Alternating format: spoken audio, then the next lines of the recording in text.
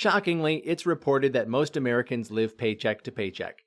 As a result of my findings, I decided to research the average and median net worth for each age group in the US.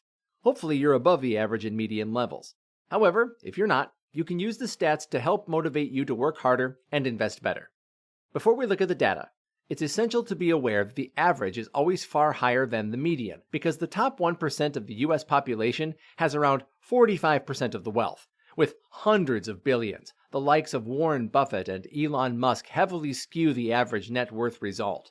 Bearing this in mind, the more realistic amounts for the average person are based on median amounts, not averages.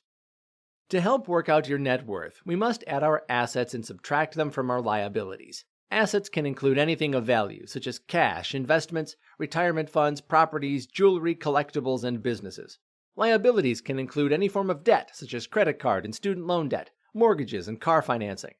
So as an example, let's say you have a $400,000 house, a $30,000 car, $20,000 in a retirement account, and $20,000 in cash. Overall, you have $470,000.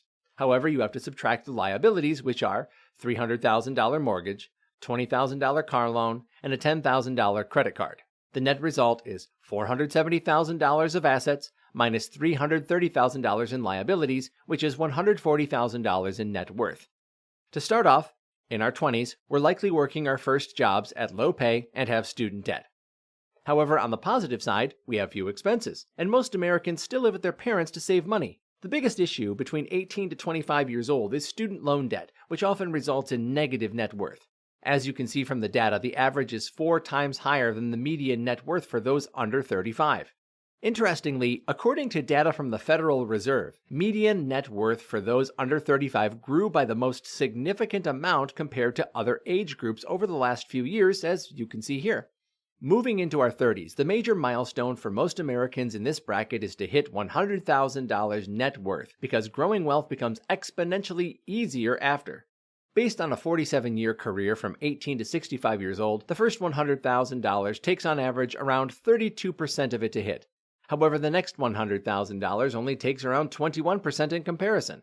The following $100,000 milestones in median net worth will come even quicker, primarily because of compound interest, greater skills and experience, and increasing maturity with money management. While looking at data from the Fed, the median net worth for those aged 35 to 44 has barely grown since 2007. Incredibly, it took over 15 years for this age group to recover from the Great Recession in 2008. To help illustrate what I mean by the compounding effect, look at this chart, which shows $100,000 invested in the S&P 500 for 30 years from 1993 to 2023 to see how wealth multiplies over the years. In only 30 years, the $100,000 grew to over $1.8 million as shown here. The total percentage return is over 1,800%. However, the S&P 500 only went from 450 in 1993 to 4,500 in 2023, which is 1,000%. That means a massive 800% extra was made from compound interest. If you're interested in learning more about how compound interest can help you build wealth, check out this video about Warren Buffett's snowball strategy. As we hit our 40s, the main wealth contributor comes from the equity we have built in the home we likely bought in our 30s.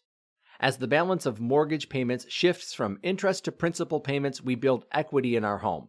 Owning a home in your 40s is important, as you'll likely require 20 to 30 years to pay off the mortgage, and you don't want to be paying it off through retirement.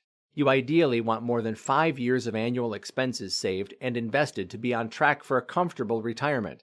To comfortably retire, you'll probably need to cover between 20 and 30 years of expenses. The peak earning years are between 45 to 55 years old, as we've built up enough skills and experience by this point and still have the energy to work hard. You must be tracking your expenses to get an idea of what age you can retire at, and ideally you want to have paid down your mortgage. Additionally, we're increasing income as we grow our skills and experience. Meanwhile, we'll likely have higher costs for children as they get older. Considering most people have a mortgage between 20 and 30 years, most will likely be halfway to paying it off. Interestingly, the 45 to 54-year-old age group still hasn't recovered from the financial crisis in 2007.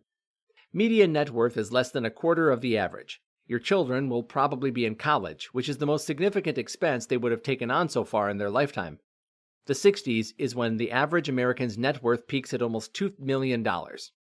Unsurprisingly, median net worth lags far behind as most start planning for retirement. The median net worth has now surpassed the 2007 level. However, it still lags the 2004 level of $395,000. Much of the reason for this could be because of the real estate boom leading up to 2004. However, affluent households likely living off investment income and a pension without losing much of their wealth. If you're finding value from the video, please click the like button because it helps. In our 70s, wealth finally begins to decline as we're likely in retirement and begin slowly using up our retirement funds. On the positive side, our expenses are reduced overall. However, healthcare costs are rising. Looking at the 65 to 74-year-old age group, we can see that the median net wealth has increased steadily over the years and reached an all-time high. The trend here is less volatile compared to all the other age groups. We can also look at many other metrics such as debt or stock holdings. Also, you can filter by individuals or families. Interestingly, debt for those over 75 is higher for the average individual compared to the median.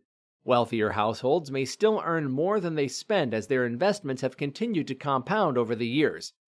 Meanwhile, poorer households rely heavily on Social Security and other government benefits to support retirement. Wealth has recently increased significantly more for those under 35 than any other age groups. Meanwhile, many age groups are still battling to get ahead of where they were in 2007, while those over 75 lead the way.